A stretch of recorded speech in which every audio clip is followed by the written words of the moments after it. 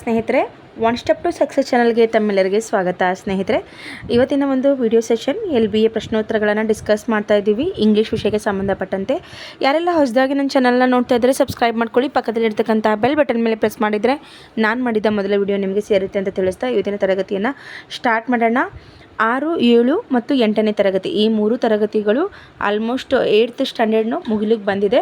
So 6th 7th LBA questions already ಮುಗಿದಿದೆ. ಯಾರೆಲ್ಲ ಇವತ್ತೇ ನನ್ನ ಚಾನಲ್ನ ನೋಡ್ತಾ ಇದ್ದರೆ ಪ್ರೊಫೈಲ್ ಮೇಲೆ ಕ್ಲಿಕ್ ಮಾಡಿದರೆ ನಿಮಗೆ LBA ಪ್ರಶ್ನೋತ್ತರಗಳ ಒಂದು ಪ್ಲೇ ಲಿಸ್ಟ್ ಸಿಗುತ್ತೆ. ಅಲ್ಲಿಂದ ಕಂಟಿನ್ಯೂಸ್ ಆಗಿ ನೀವು ಕ್ಲಾಸ್ಗಳನ್ನು ವಾಚ್ ಮಾಡ್ಬೋದು ಅಂತ ತಿಳಿಸ್ತಾ ಇವತ್ತಿನ ತರಗತಿನ ಸ್ಟಾರ್ಟ್ ಮಾಡ್ತಾ ಇದ್ದೀನಿ. ಈ ಒಂದು PDF-ನ ಡಿಸ್ಕ್ರಿಪ್ಷನ್ ಬಾಕ್ಸಲ್ಲಿ ಟೆಲಿಗ್ರಾಮ್ ಲಿಂಕ್ ಕೊಟ್ಟಿದ್ದೀನಿ. ಜಾಯ್ನ್ ಆಗೋದರ ಮೂಲಕ PDF-ನ ಪಡ್ಕೋಬೋದು ಮತ್ತು ಇದ್ರ ಜೊತೆಗೆ ಆನ್ಸರ್ ಕೀ ಕೂಡ ಇರುತ್ತೆ. ಎರಡೂ ಕೂಡ ನೀವು ಪಡ್ಕೋಬೋದು. ಸ್ನೇಹಿತರೆ, ಬನ್ನಿ ಇವತ್ತಿನ ತರಗತಿನ ಸ್ಟಾರ್ಟ್ ಮಾಡೋಣ. ನೋಡಿ, ಈ ಒಂದು ಪೋಯಮಲ್ಲಿ ನಾವು ಎಲ್ಲಿಯೂ ಕೂಡ ಏನಂದರೆ ಗ್ರಾಮರ್ಗೆ ಸಂಬಂಧಪಟ್ಟಂಥ ಪ್ರಶ್ನೆಗಳಿಲ್ಲ. ಸೊ ನಾನು ಸ್ಲೋ ಆಗಿ ಮೂವ್ ಮಾಡ್ತಾ ಹೋಗ್ತೀನಿ. ನೀವು ನೋಡಿ ಸ್ನೇಹಿತರೆ, ಇಲ್ಲೆಲ್ಲೂ ಕೂಡ ಏನು ಅಂತಂದರೆ ನಾವು ಗ್ರಾಮರ್ ಪಾರ್ಟ್ ಮಾಡ್ತಾ ನೋಡ್ತಾ ಇದ್ದೀವಿ. ಯಾಕಂದರೆ ಶಿಕ್ಷಕರ ನೇಮಕಾತಿಗಾಗಿ ಅಥವಾ ಕಾಂಪಿಟೇಟಿವ್ ಯಾವುದೇ ಎಕ್ಸಾಮ್ ಇರಲಿ. ಸೊ ನೋಡಿದ್ರಲ್ಲ, ಇಲ್ಲಿವರೆಗೂ ಯಾವುದೇ ಒಂದು ಏನಂದರೆ ಗ್ರಾಮರ್ ಸಂಬಂಧಪಟ್ಟಂಥದ್ದಿಲ್ಲ. ಹಾಗಾಗಿ ನಾವು ನೆಕ್ಸ್ಟ್ ಲೆಸನ್ಗೆ ಮೂವ್ ಆಗ್ತಾ ಇದ್ದೀವಿ. The boy who asked for more ಅಂತ ಯೂನಿಟ್ ಇದೆ. ಸೊ ಈ ಯೂನಿಟಲ್ಲಿ ನಾವು ಇಲ್ಲಿ ನೋಡ್ತಾ ಇದ್ದೀವಿ. ಸೊ ಗ್ರಾಮರ್ ಪಾರ್ಟ್ ಬರುತ್ತೆ. ಸೊ ಬನ್ನಿ ಫಸ್ಟ್ ಕ್ವಶನ್ ಏನಿದೆ ಅಂತ ನೋಡ್ತಾ ಹೋಗೋಣ. Identify the parts of speech the underline word. So ಈ ಒಂದು ಕ್ವಶನ್ಸಲ್ಲಿ ಏನು ಅಂಡರ್ಲೈನ್ ಮಾಡಿದ್ದಾರೆ ಆ ವರ್ಡ್ನ ಒಂದು ಪಾರ್ಟ್ಸ್ ಆಫ್ ಸ್ಪೀಚ್ ಯಾವುದು ಅನ್ನೋದು ಹೇಳಬೇಕಾಗತ್ತೆ. ಸೊ ಫಸ್ಟ್ ಕ್ವಶನ್ ನೋಡಿ, ದ ಬೇಬಿ ಕ್ರೈಡ್ ಲೌಡ್ಲಿ ಅಂತ ಇದೆ. ಸೊ ಇದೊಂದು ಪ್ರನೌನ್ನ ವರ್ಬ, ಆಡ್ವರ್ಬ ಅಥವಾ ಆಡ್ಜೆಕ್ಟಿವ್ ಅಂತ ಕೊಟ್ಟಿದ್ದಾರೆ. ಸ್ನೇಹಿತರೆ, ಮತ್ತು ನೌನ್ ಅಂದರೆ ಏನು, ಪ್ರನೌನ್ ಅಂದರೆ ಏನು, ಆಡ್ಜೆಕ್ಟಿವ್ ಅಂದರೆ ಏನು, ಇಷ್ಟೆಲ್ಲ ಹೇಳಕ್ಕೆ ಆಗೋದಿಲ್ಲ. ಸೊ ನಾನು ಇನ್ ಶಾರ್ಟಾಗಿ ನಿಮಗೆಲ್ಲ ತಿಳಿಸ್ತಾ ಹೋಗ್ತೀನಿ. ಸೊ ಲೌಡ್ಲಿ ಅಂತಕ್ಕಂಥದ್ದು ಏನಾಗಿದೆ ಸ್ನೇಹಿತರೆ, ಇದೊಂದು ಆಡ್ವರ್ಬ್ ಆಗಿದೆ. ಮಗು ಅಳ್ತಾ ಇರೋದು ಒಂದು ಕ್ರಿಯೆ, ಬಟ್ ಹೆಂಗೆ ಅಳ್ತಿದೆ ಅಂದರೆ ಲೌಡ್ಲಿಯಾಗಿ ಅಳ್ತಾ ಇದೆ ಅಲ್ವಾ. ಸೊ ಹಾಗಾಗಿ ಇದೊಂದು ಏನಾಗಿರುತ್ತೆ, ಆಡ್ವರ್ಬ್ ಆಗುತ್ತೆ. ಸೊ ನೆಕ್ಸ್ಟ್ ನೋಡಿ, Oliver was immediately locked in a room to spend a night alone.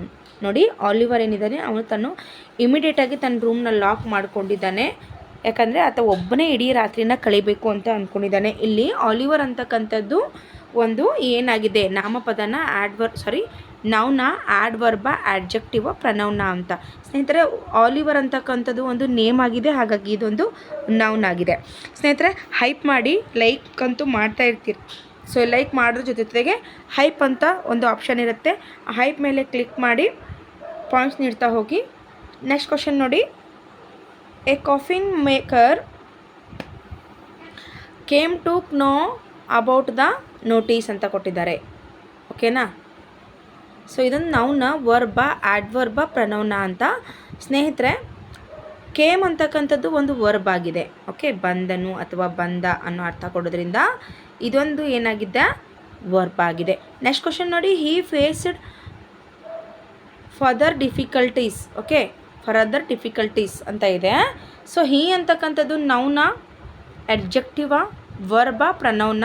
ಹಿ ಅಂತಕ್ಕಂಥದ್ದು ಪ್ರನೌನ್ ಆಗಿದೆ. ನಾಮಪದಗಳ ಬದಲಾಗಿ ಹಿ, ಶಿ, ಇಟ್, ದೇ ಅಂತ ಯೂಸ್ ಮಾಡ್ತೀವಿ. ಸೊ ಇದನ್ನು ನಾವು ಏನಂತ ಕರಿತೀವಿ, ಪ್ರನೌನ್ ಅಂತ ಕರಿತೀವಿ. Choose the suitable antonym to the underline word ಅಂತ ನೆಕ್ಸ್ಟ್ ಕ್ವಶನ್ ಇರ್ತಕ್ಕಂಥದ್ದು. ಯಾವುದೆಲ್ಲ ಕ್ವಶನ್ ಒಂದು ಅಂಡರ್ಲೈನ್ ಮಾಡಿದಾರಲ್ವಾ, ಸೊ ಅಂಡರ್ಲೈನ್ ಮಾಡಿದ್ದಕ್ಕೆ ನಾವು ಆಪೋಸಿಟ್, ಆ್ಯಂಟೋನೇಮ್ ಅಂದರೆ ಅಪೋಸಿಟ್ನ ನೋಡಬೇಕಾಗುತ್ತೆ. So Oliver was born in the poor house ಅಂತ ಕೊಟ್ಟಿದ್ದಾರೆ. ಪೂರ್ಗೆ ನಾವು ಇಲ್ಲಿ ಆ್ಯಂಟೋನೇಮ್ ನೋಡಬೇಕಾಗಿದೆ. ನೋಡಿ ಸ್ನೇಹಿತರೆ, ಏನಿದೆ ಆ್ಯಂಟೋನೇಮ್ ಅಂತಂದರೆ ಬಿಗ್ಗ, ಸ್ಮಾಲ, ರಿಚ ಅಥವಾ ಲಾರ್ಜ್ ಅಂತ ಕೊಟ್ಟಿದ್ದಾರೆ. ಪೂರ್ ಅಂದಾಗ ಇಲ್ಲಿ ರಿಚ್ ಅಂತಕ್ಕಂಥದ್ದು ಸರಿಯಾದಂಥ ಉತ್ತರ ಆಗುತ್ತೆ. ಸೊ ಎರಡನೇದು ನೋಡಿ, she was A Young good looking women. So good ಅನ್ನೋದರ ಒಂದು ಅಪೋಸಿಟ್ ವರ್ಡ್ ಯಾವುದು ಅಂತ, ಅಗ್ಲಿ, ಡರ್ಟಿ, ಬ್ಯಾಡ್, ಡಿಸ್ಲೈಕ್ ಅಂತ ಇದೆ. ಬ್ಯಾಡ್ ಅಂತಕ್ಕಂಥದ್ದು ಗುಡ್ನ ಅಪೋಸಿಟ್ ವರ್ಡ್ ಆಗಿದೆ. ಸೊ ವೆರಿ ಈಸಿ ಆದಂತಹ ಪ್ರಶ್ನೆಗಳಾಗಿದೆ. ವೆರಿ ಈಸಿ ಆದಂತಹ ಪ್ರಶ್ನೆಗಳು, ಹೌದಲ್ವಾ. ಎಸ್, ಪೂರ್ಗೆ ರಿಚ್ ಅಲ್ವಾ, ಗುಡ್ಗೆ ಬ್ಯಾಡ್ ಆಗಿರುತ್ತೆ. ಓಕೆ, ಸೊ ಬನ್ನಿ ನೆಕ್ಸ್ಟ್ ನೋಡೋಣ. ರಾಮ ವಾಸ್ ಎ ಸ್ಟ್ರಾಂಗ್ ಬಾಯ್ ಅಂತ ಕೊಟ್ಟಿದ್ದಾರೆ. ರಾಮ ಸ್ಟ್ರಾಂಗ್ ಬಾಯ್ ಆಗಿದ್ದಾರಂತೆ. ಸೊ ಇದಕ್ಕೆ ಅವರ ಒಂದು ಪದಕ್ಕೆ ವಿರುದ್ಧವಾದ ಪದ ವೀಕ, ಥಿನ್ನ, ಪಿಲ್ಲ ಅಂತ ಆಗುತ್ತೆ. ಸ್ನೇಹಿತರೆ, ವೀಕ್ ಸ್ಟ್ರಾಂಗ್ ಅಪೋಸಿಟ್ ವೀಕ್ ಆಗುತ್ತೆ. Suma is a beautiful girl ಅಂತ ಕೊಟ್ಟಿದ್ದಾರೆ. So Suma is a beautiful girl ಅಂದರೆ ಬ್ಯೂಟಿಫುಲ್ನ ಒಂದು ಆಪೋಸಿಟ್ ವರ್ಡ್ ಮ್ಯಾಡ, ಅಟ್ರ್ಯಾಕ್ಟಿವ್, ಅಗ್ಲಿನ ಅಥವಾ ಹ್ಯಾಂಡ್ಸಮ್ ಅಂತ ಕೊಟ್ಟಿದ್ದಾರೆ. ಸೊ ಇದಕ್ಕೆ ಅಗ್ಲಿ ಆನ್ಸರ್ ಕರೆಕ್ಟ್ ಆಗುತ್ತೆ. ಸೊ ನೆಕ್ಸ್ಟ್ ನೋಡಿ, choose a correct form of the question to get a underline word as a answer difficult ಅಂತ ಕೊಟ್ಟಿದ್ದಾರೆ. ಸೊ ಏನು ಇಲ್ಲಿ ಫಸ್ಟ್ ಒಂದು ಸ್ಟೇಟ್ಮೆಂಟ್ ಕೊಟ್ಟಿದ್ದಾರೆ. This novel was written in 1946 ಅಂತ ಕೊಟ್ಟಿದ್ದಾರಲ್ವಾ. ಇದಕ್ಕೆ ಯಾವ ರೀತಿ ನಾವು ಕ್ವಶನ್ ಮಾಡ್ಬೋದು, ಅವರು ಫಸ್ಟ್ ಆನ್ಸರ್ ಕೊಟ್ಟಿದ್ದಾರೆ. ಸೊ ಆನ್ಸರ್ ಕೊಟ್ಟಿರೋದಕ್ಕೆ ಯಾವ ರೀತಿ ನಾವು ಕ್ವಶನ್ ಮಾಡ್ಬೋದು ಅಂತ. ಸೊ ಆಪ್ಷನ್ಸ್ ನೋಡಿ, 1946ರಲ್ಲಿ ಈ ನೋವೆಲನ್ನು ಬರೆಯಲಾಯಿತು ಅಂತ ನಾವು ಕನ್ನಡದಲ್ಲಿ ಏನಾದರೂ ಟ್ರಾನ್ಸ್ಲೇಟ್ ಮಾಡಿದ್ರೆ ಪ್ರಶ್ನೆ ಏನಾಗುತ್ತೆ ಅಂತ ನೀವು ಥಿಂಕ್ ಮಾಡಿ. ಸೊ ಆಪ್ಷನ್ಸ್ ನೋಡ್ತಾ ಹೋಗೋಣ.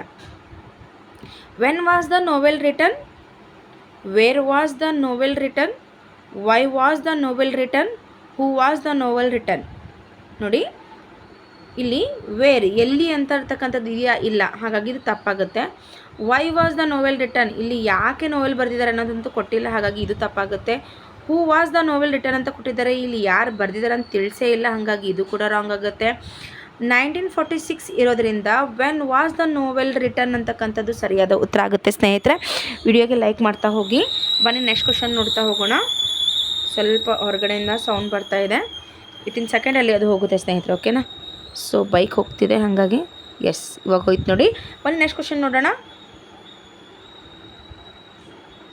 The private case was stolen at the station ಅಂತ ಕೊಟ್ಟಿದ್ದಾರೆ.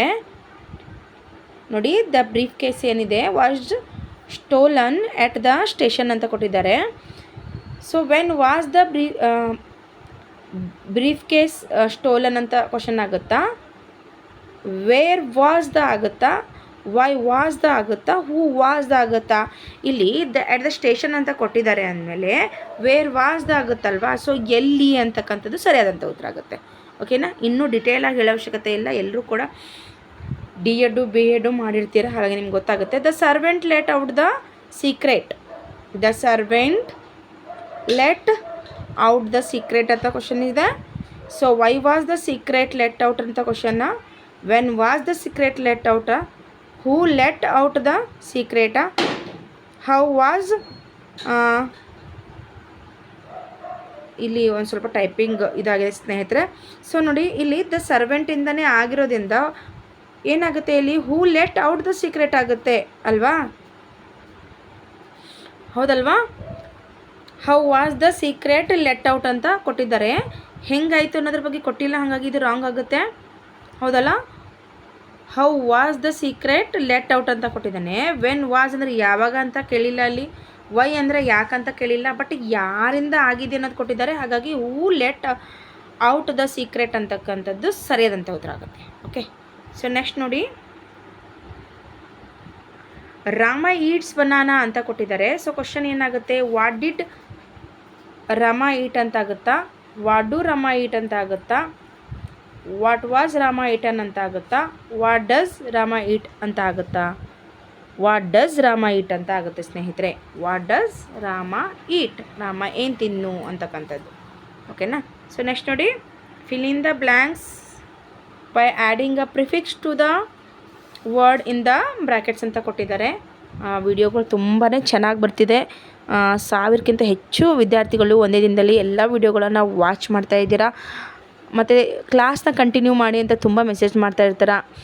ಖಂಡಿತವಾಗ್ಲೂ ಸ್ನೇಹಿತರೆ, ನಾನು ಡೈಲಿ ಮಾಡ್ತಾ ಇರ್ತೀನಿ. ಏನಾದರೂ ಒಂದು ಪ್ರೋಗ್ರಾಮು, ಇವಾಗ ನಿಮ್ಗೆ ಗೊತ್ತಲ್ಲ, ಸಮ್ಮರ್ ಕ್ವಶನ್ಸು, ಮ್ಯಾರೇಜ್ ಆಗಲಿ ಅಥವಾ ಎಲ್ಲ ಇರುತ್ತೆ. ಸೊ ಹಂಗಾಗಿ ನಾನೇನು ಹಂಗೆ ಏನಾದರೂ ಹೋಗಿದ್ದರೆ ಮಾತ್ರ ಸ್ಕಿಪ್ ಮಾಡಿರ್ತೀನಿ, ಇಲ್ಲಾಂದರೆ ಕಂಟಿನ್ಯೂಸಸ್ ಕ್ಲಾಸಸ್ ತೊಗೋತಾನೇ ಇದ್ದೀನಿ. ತುಂಬ ಚೆನ್ನಾಗಿ ಏನು ಭಯ ಅಂತಂದರೆ ಎಲ್ಲಿ ಮೇಡಮ್ ಇಷ್ಟಕ್ಕೆ ಮುಗಿಸ್ಬಿಡ್ತಾರೋ ಅಂತ. ಖಂಡಿತವಾಗ್ಲೂ 10th ತನಕ ಅಂದಿದ್ದೀನಿ ಅಂದರೆ ಮಾಡಿಕೊಡ್ತೀನಿ. ನಿಮ್ಗೆ ಆಲ್ರೆಡಿ 6th 7th 8th ಮುಗಿತ್ತು, ಇನ್ನು 9th 10th ಅಷ್ಟೇ ಇರೋದು.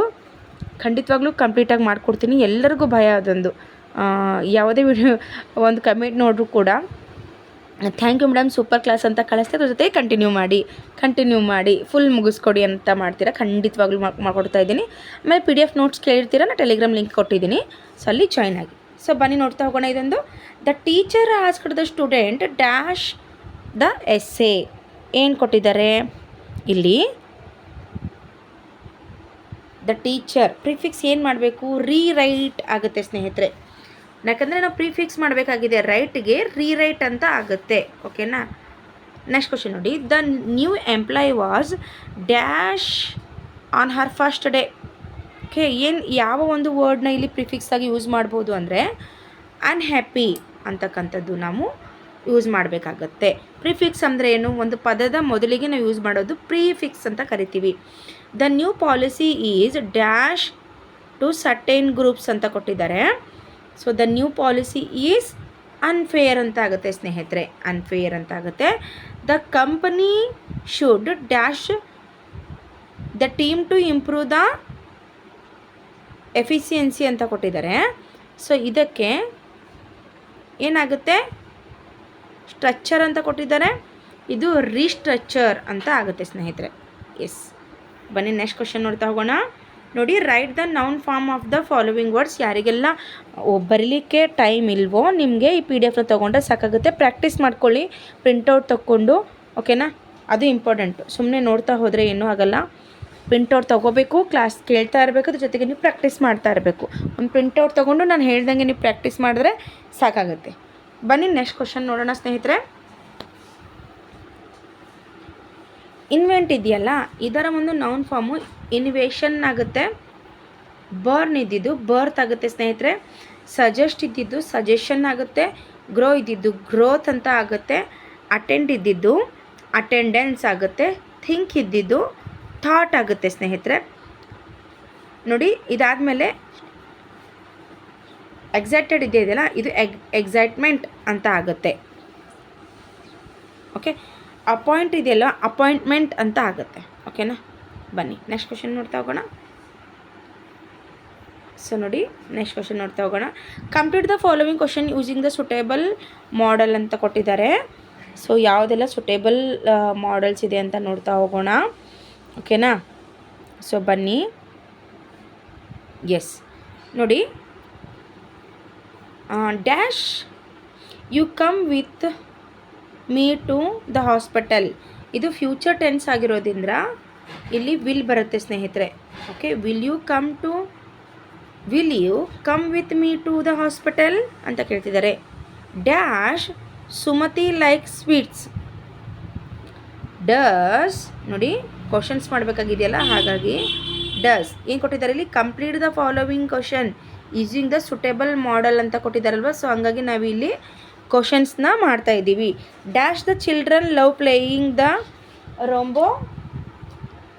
ಓಕೆ, ಸೊ ರ್ಯಾಂಬೋ, ಸಾರಿ ನನ್ನ ಮೈಂಡ್ ಆ ಕಡೆ ಹೋಯಿತು.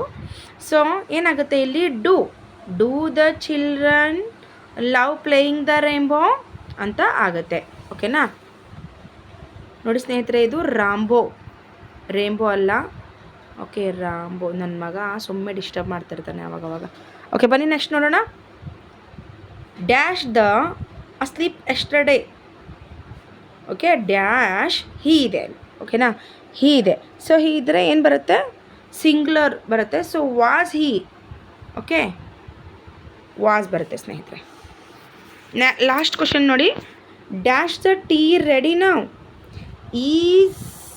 ಈಸ್ ಬರುತ್ತೆ, ಪ್ರೆಸೆಂಟ್ ಟೆನ್ಸ್ ಇರೋದ್ರಿಂದ ಅಲ್ಲಿ ಈಸ್ ಬರುತ್ತೆ.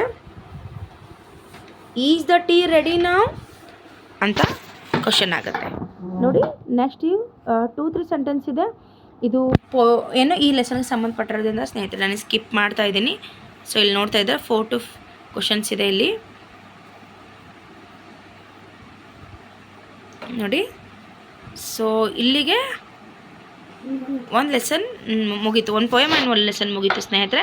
ಸೊ ಇದನ್ನು ನಾವು ನಾಳೆ ತರಗತಿಯಲ್ಲಿ ನೋಡೋಣ. ಫಾರ್ ಎ 5 year old ಅಂತಕ್ಕಂಥ ಒಂದು ಪೋಯಮ್ ಇದೆ. ಸೊ ಪ್ರತಿಯೊಂದು ಕ್ಲಾಸಲ್ಲೂ ಒಂದು ಪೋಯಮ್, ಒಂದು ಚಾಪ್ಟರ್ ಮಾಡ್ತಾಯಿದ್ದೀನಿ. ಒಂದು ಪೋಯಮ್ 1 ಯೂನಿಟು, ಒಂದು ಪೋಯಮ್ 1 ಯೂನಿಟ್ ಮಾಡ್ತಾ ಬರ್ತಾಯಿದ್ದೀನಿ. ಇನ್ನೇನು 1 or 2 ಒಂದು ತರಗತಿಯಲ್ಲಿ ಮುಗ್ದು ಹೋಗುತ್ತೆ ಸ್ನೇಹಿತರೆ. ಓಕೆನಾ. So thank you so much watching this video. ಯಾರೆಲ್ಲ ಕಾಂಪಿಟೇಟಿವ್ ಎಕ್ಸಾಮ್ಗೆ ರೆಡಿ ಆಗ್ತಿದ್ದಾರೆ ಎಲ್ಲ ವಿಡಿಯೋಗಳನ್ನು ಶೇರ್ ಮಾಡ್ತಾ ಹೋಗಿ. ನೀವೊಬ್ಬರೇ ವಿಡಿಯೋಸ್ ನೋಡಬೇಡಿ, ಆಲ್ಮೋಸ್ಟ್ ಎಲ್ಲರಿಗೂ ಕೂಡ ಏನು ಮಾಡಿ ಅಂತಂದರೆ ಶೇರ್ ಮಾಡಿ ಸ್ನೇಹಿತರೆ. ಅದ್ರ ಜೊತೆಗೆ ನನ್ನ ತರಗತಿ ಕುರಿತು ನಿಮ್ಗೆ ಏನು ಅನಿಸುತ್ತೆ ಅಂತ ಕಮೆಂಟ್ ಮಾಡಿ. ಏನಾದರೂ ಡೌಟ್ ಇದ್ದರೂ ಕೂಡ ಕಮೆಂಟ್ ಮೂಲಕ ತಿಳಿಸಿ, ನಾನು ಅದನ್ನು ಸಾಲ್ವ್ ಮಾಡಲಿಕ್ಕೆ ಪ್ರಯತ್ನ ಪಡ್ತೀನಿ. So thank you so much watching this video.